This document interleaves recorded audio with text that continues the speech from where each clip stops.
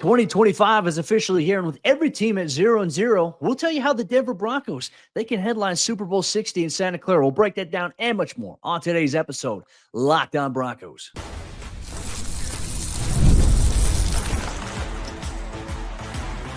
You are Locked On Broncos, your daily Denver Broncos podcast. Part of the Locked On Podcast Network, your team every day.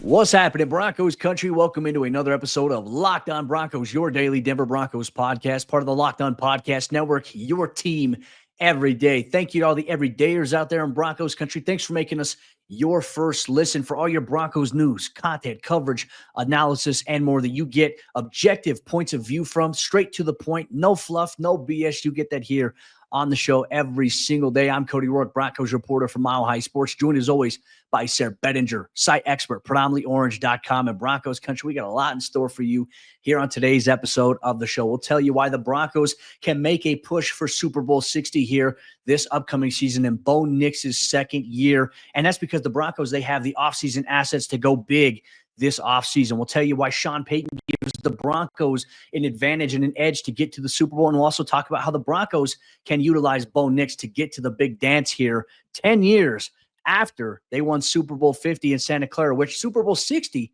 happens to be back in Santa Clara. So 10 years later, can the Broncos get back to where they last won it? That is the theme. That is the goal for them this upcoming season. You get down today's episode of the show. So, Sayre, let's start off here with the primary reason why the Broncos can get to Super Bowl 60 here in 2025 to 2026 season. And that is because of Bo Nix. The Broncos, they finally have their franchise quarterback.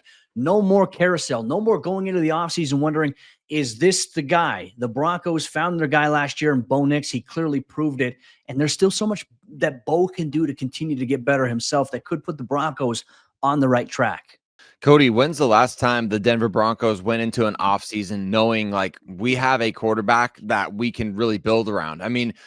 To go from starting the full season the year before to coming into the offseason saying, man, like this is the guy that we're going to be building around when it comes to our roster plans, when it comes to every trade that we consider, we have Bo Nix or our quarterback in the back of our mind. It has to be Peyton Manning. Obviously we know that they kind of built around Drew Lock in the 2020 offseason. That offseason, however, included some serious hurdles in and of itself, right? And so I guess Russell Wilson is the guy that you could say. I don't know. I guess he wasn't the quarterback, though, in January or February at that point when the Broncos had him. So, or when they traded for him anyway. So, just racking my brain off the top of my head, going into the offseason, Peyton is the only one, right? So when you have back-to-back seasons of a quarterback and that being a victory for the franchise, I guess that's kind of sad, but also great news, like you said, for the Broncos. We shut down the carousel. Nobody's getting on the ride. It's going to be the Bo Nix experience for the Denver Broncos and Broncos Country for the foreseeable future. And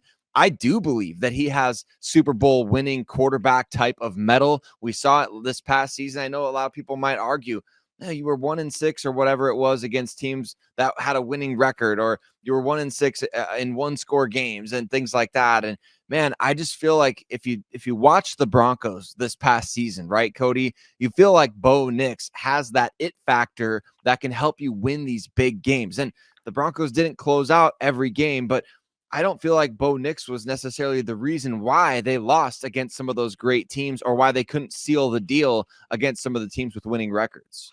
No, 100%. And I think that was the point I was just going to try to make here is like when you look at Denver's losses this season, you can maybe pinpoint early on in the year that maybe weeks 1 and weeks 2, maybe that's the reason that the Broncos lost those first 2 games was because Bo Nix. Those were his first 2 games in the NFL. And then from that point forward, we saw something change in Bo. And it all started on the road in that week 3 matchup against the Tampa Bay Buccaneers and Baker Mayfield when that team was – Sayre, at that point, they were the high-scoring offense in the NFL in the first 3 weeks. And then obviously you have Pat Surtain, defensive player of the year, shutting down Mike Evans and company. But then the Broncos and Bo Nix, they come out slinging it a little bit. And then Bo's using his legs. And all of a sudden, Denver, they manhandled Tampa Bay there. And it kind of accelerated a little bit of a run for them. But the thing I think we've seen from Bo is the evolution of him in his first season, right? Early on in the season was trying to figure, okay, what throws can he make? What throws can't he make necessarily? And then Bo started to get comfortable. You notice how comfortable he got. And I think you saw it against the Atlanta Falcons. Now he's ripping NFL level throws. Like At one point, there was a stretch, I think it was during the 4-game win streak that the Broncos had midway through the season, where we're like, wow, Bo Nix has made big boy NFL throws in 4 straight games and has, made what we could call maybe candidate for throw of the year, essentially. To me, I think nothing was more impressive than the Marvin Mims one, though. I think that 93-yard touchdown, the placement, just the velocity of it and where it ended up, I mean, that was a perfect play, and it was against really good coverage too there. So that, I think, is it. You mentioned the it factor here for Bo Nix, but it's just the confidence that this guy has.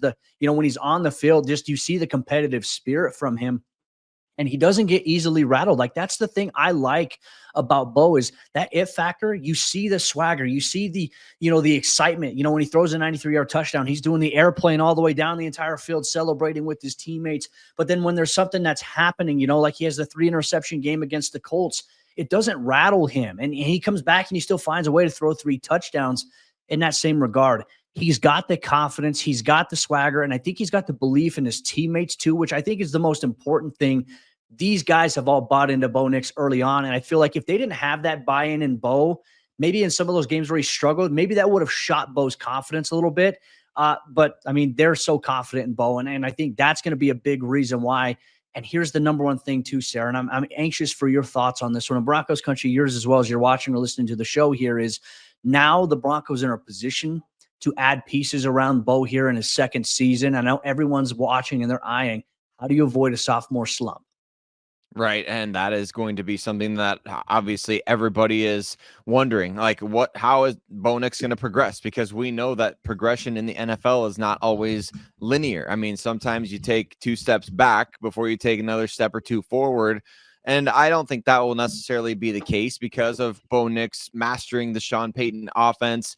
He kind of made an allusion at the end of the year when he was doing his final, locker room clear out interview, that he felt like, I think somebody asked him a question like, what would you go back and tell yourself at the beginning of the year, like what your rookie season is going to be like? And I think he basically said, I was kind of surprised at how quickly the game slowed down, essentially, is what he said. I'm paraphrasing. That's so nice. His answer, but it is really nice, because I think there was a bit of like, not necessarily being scared, but you get a little, I can't imagine Cody not being intimidated by stepping onto an NFL field as a rookie, especially going to Seattle and then playing a top defense like Pittsburgh in your first 2 games. But I think Bo was really impressed at how quickly he was able to adjust and adapt to the speed of the NFL. And we got a glimpse of that against the Raiders when they're trying to get into his head in Las Vegas. And Bo, he gave us that clip of the meme, the GIF that will last forever, where he's like, I don't fear nothing,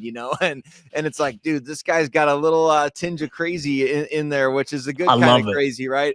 You have to love it. And so that's the type of competitor that you need to have at the quarterback position.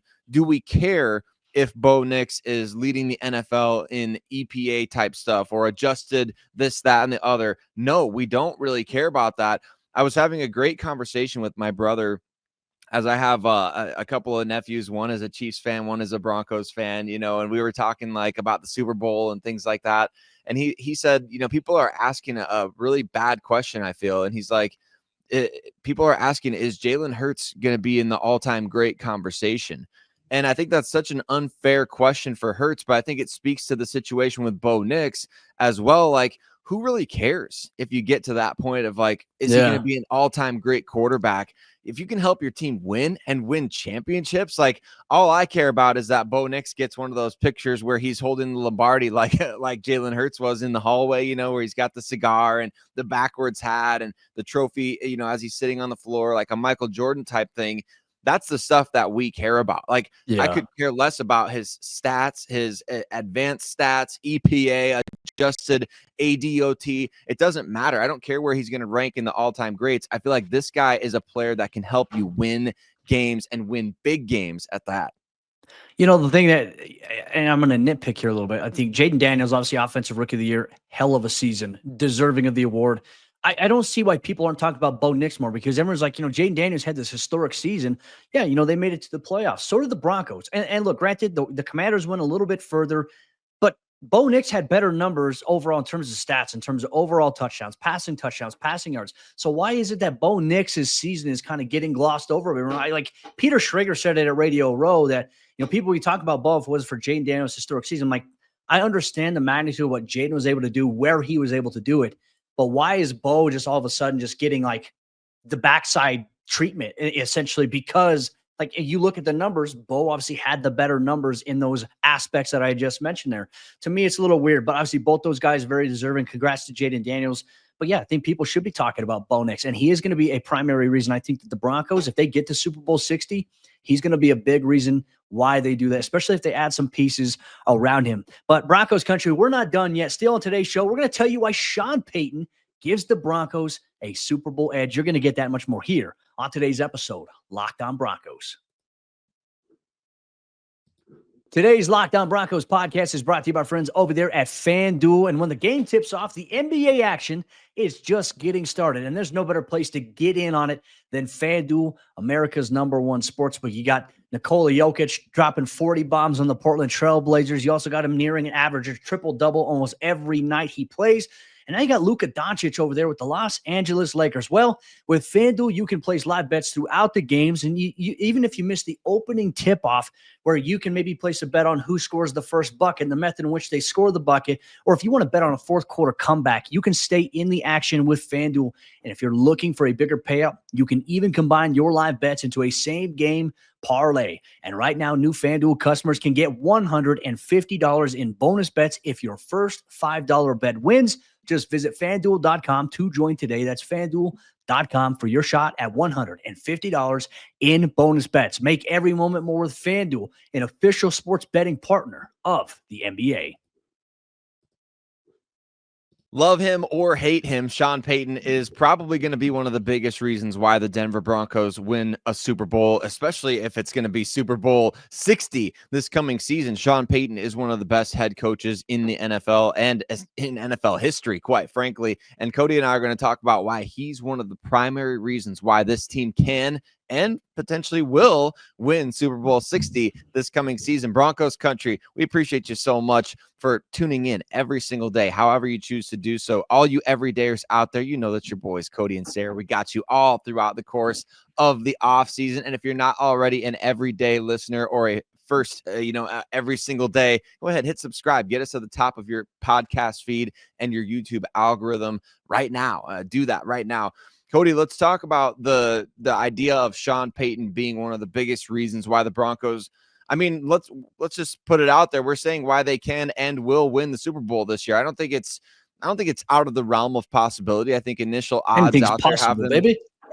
Anything is possible. Kevin Garnett told me that back in the day. I know it. So I believe it. He said it.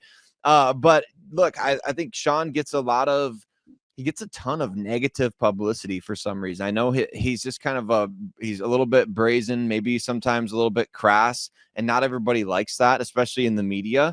But look, the guy is a great football coach, and he's been to the mountaintop before, and I think that's the biggest reason why the Broncos can get there in 2025.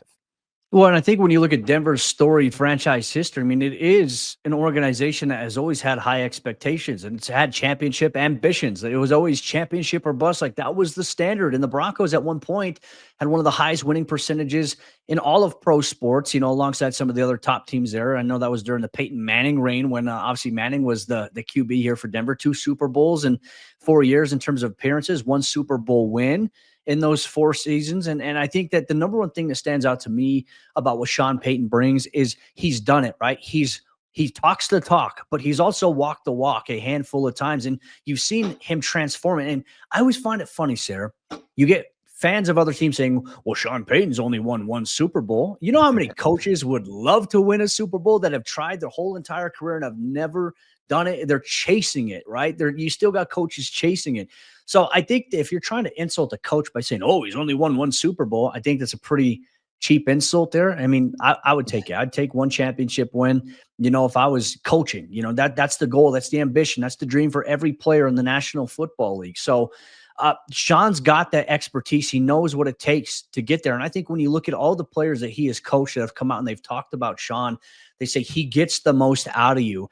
And it's not always easy, but it's worth it in a sense. And I think that fuels that competitive nature inside the Broncos locker room. And look, Sean came in right away and, his first season, it's like analyzing, okay, hey, they've got this culture here, in the locker room already. Is it going to fit with what I need? And then you start to weed players out. You start cutting and releasing players that don't fit that culture anymore.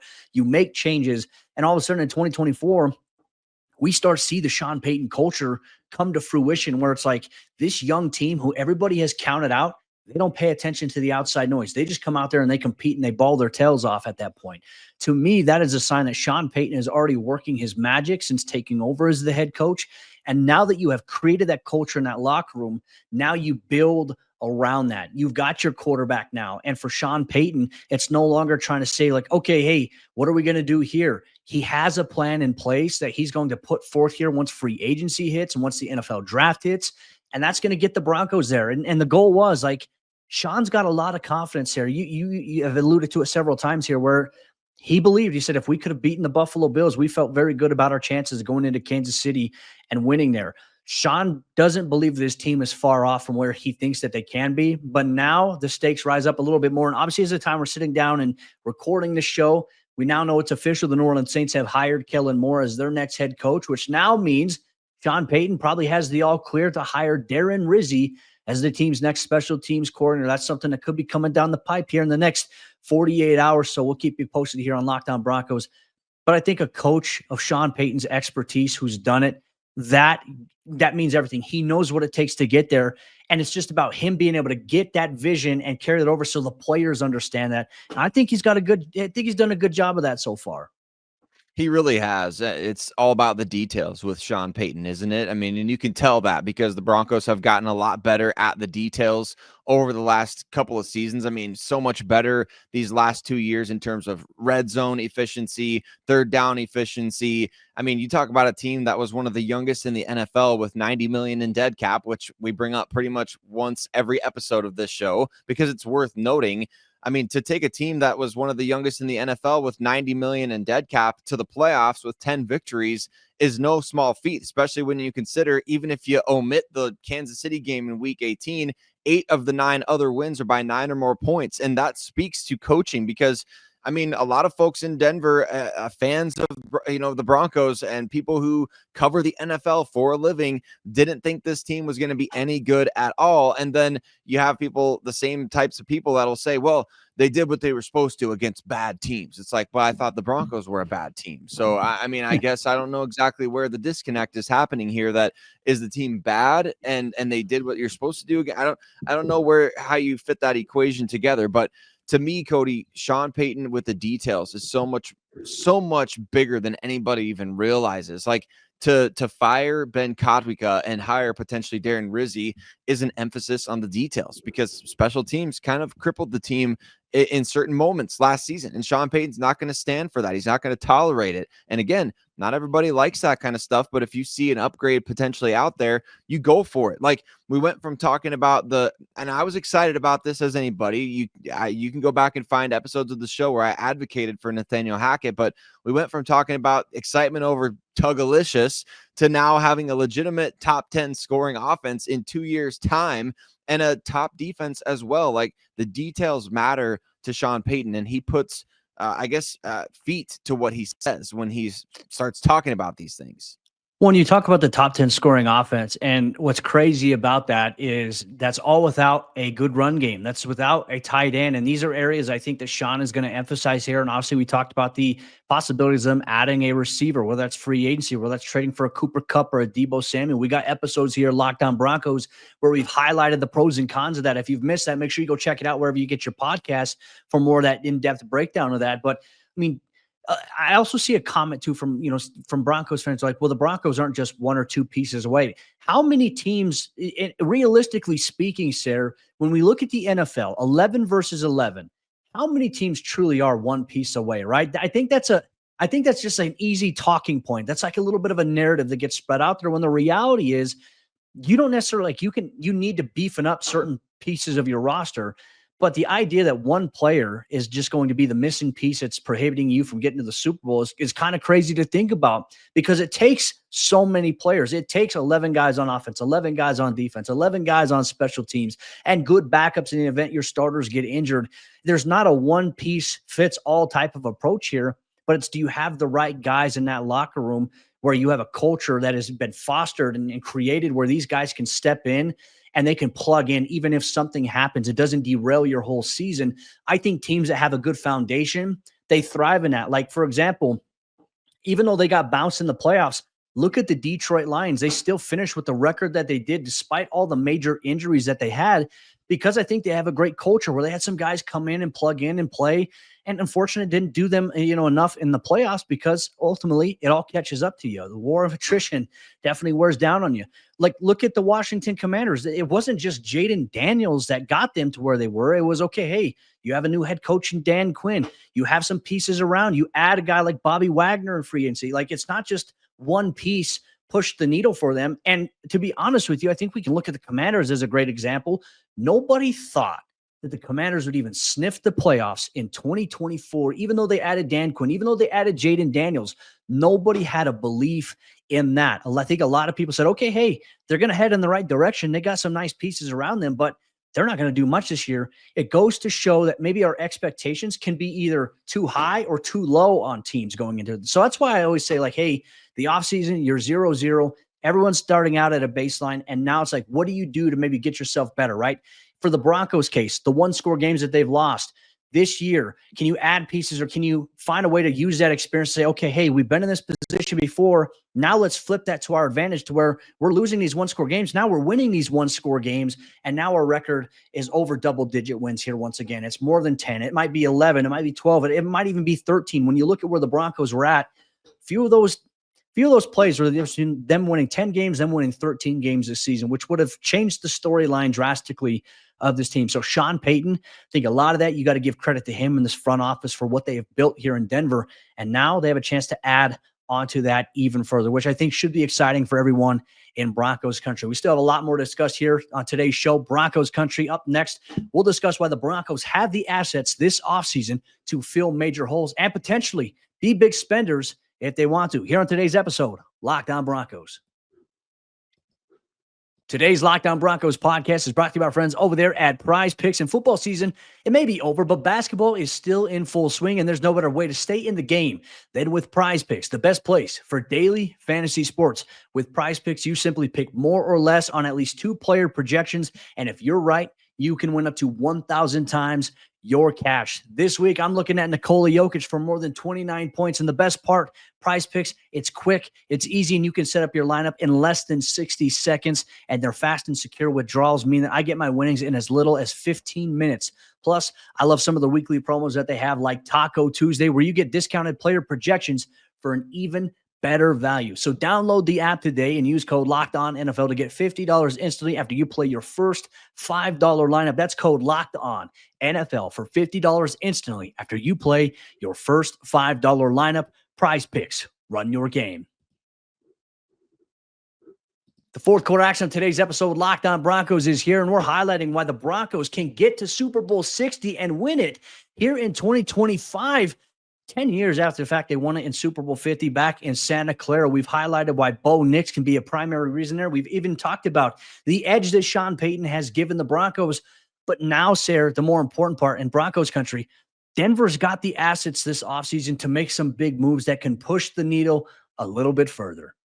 Yeah, Cody, I feel like this team has everything that you want when it comes to from the top down, right? Ownership that is supportive of every area of the team, not meddling in the football aspect of things, to the point that, I mean, how bad would it be to be, I mean, just the NFL what's the NFL equivalent of what the Dallas Mavericks have in their ownership right now, or their management? And I mean, I don't know what the NFL Jerry equivalent Jones? is. Maybe Jerry Jones. I don't know. But I mean, I was just Mark talking Davis? to one of my best. Maybe that might be it. Hey, and that's good news for the Denver Broncos, if so. But I was just talking to one of my friends this morning who's like, man, I'm going to be jumping ship on the Mavs, because look, how do you do that? How do you trade when you're so the Broncos ownership is the polar opposite of that, right? They are extremely supportive, cash rich, the richest owners in American pro sports. So you've got the ownership that's willing to literally rip the field out if it means helping the players stay safe late in the season. You've got an ownership group that's building a state-of-the-art training facility that players are going to want to play at, right? And an ownership group that's showing like, hey, we're going to support things outside of football. Like these people actually care about others. And I think that's often not the case with maybe billionaires, or at least the perception, right? And so just everything about this ownership group, Cody, gives me confidence that the Broncos are going to have whatever assets they need at their disposal. We know that the salary cap matters in the NFL, in which the Broncos are top 10 in terms of salary cap space at roughly 35 million, according to Over the Cap. And that number can increase even further with a handful of moves that this team could make. So the salary cap, not an issue anymore, despite the fact that you still have 35 million in dead money from Russell Wilson's deal. So I think those are two major factors when you talk about having offseason assets, the ownership and the ways that they're upgrading the facility, looking to upgrade other areas of the team outside of just, the roster. I think that's huge, but also salary cap and the ability to use that cash that the ownership group has on hand, major assets for the Broncos in 2025. Yeah, and if you could explain a little bit too, because I also bring this up, like we mentioned the cash richest ownership group in all of American sports, and people are like, what does that have to do with the salary cap? It has nothing to do with the salary cap, but it more so has ways that you can maneuver around a little bit because you can structure contracts a certain way. You can allocate, you have the cash for these signing bonuses you could give players. And to the analogy in which you said, it's like, people are like, well, it's just kicking the can down the road. To your point, the NFL is growing almost every year in revenue. We don't know what the salary cap officially is going to be so far this year. That has not yet been announced. That's going to come very soon because free agency is legitimately just a month away from today. So that's going to have to obviously be formulated here. But with the increase in revenue and everything else, like the bill is always going to come due, but you're also going to have money, Sayre. And you made a great point that I think a lot of us can resonate with, right? There's things like Affirm, or, what is the thing you use when you make a purchase? Or Klarna, right? You may do that. And it's like, all right, hey, I could just make some payments on this and I get a delay, but it's like, Denver, I think, has been very smart with how they do certain things to where it's like, all right, they know the bill is going to become due eventually, but they're going to be in a better spot financially where it's like when that bill comes due, they can restructure, they can renegotiate, or they can obviously just even say like, hey, we're going to take whatever that money is there. Like that's what Denver did with the Russell Wilson thing. And after this year, that 35 million, boom, it's gone. Now 2026, the Broncos have even more to work with. They're going to have their draft picks intact, barring they go crazy in terms of trading, a lot of capital for maybe some big name players, something that they could do. I don't think that's going to be what the Broncos decide to do, but having assets, Sayre, and having flexibility to move up in the draft, to move back, to do all these things and to sign a few big players in free agency, that right there just gives the Broncos ammunition to be able to say, hey, we can be aggressive. But if they're going to be aggressive, and Greg Penner has even said this, and George Payton has said this, if we're going to be aggressive, we're going to be smart about it. And if they're going to be aggressive, which I feel like they will, I'm very curious to see how they are smart about being aggressive in the ways in which they do it and what they decide to attack, because Denver can add some pieces that will help them, win a couple more games this season. And hopefully, like I said, you have the best training staff right now in the NFL, where few years ago, you're the worst in terms of games lost due to injury on injured reserve. And then you go from first in Sean Payton's year. And then this year, you're second in games lost due to players being on injured reserve. That investment in Bo Lowry and the medical side here has paid dividends. It makes the Broncos a hot spot. And now you have the assets to go out there and recruit guys. And you got players like Nick Bonito recruiting guys like T. Higgins on the phone. This stuff, I think the little details, and people see it. Even Deebo Samuel, who we talked about, was at Radio Row and said, hey, I think the Broncos could be something special this upcoming season. I believe for all these reasons, absolutely, the Broncos can get to the Super Bowl this year at Super Bowl 60, and I think they also can win it.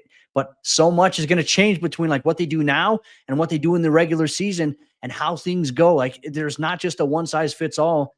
It's how do you adjust to some of the obstacles that get created in that path. And certainly that Super Bowl 50 team saw a lot of that as well.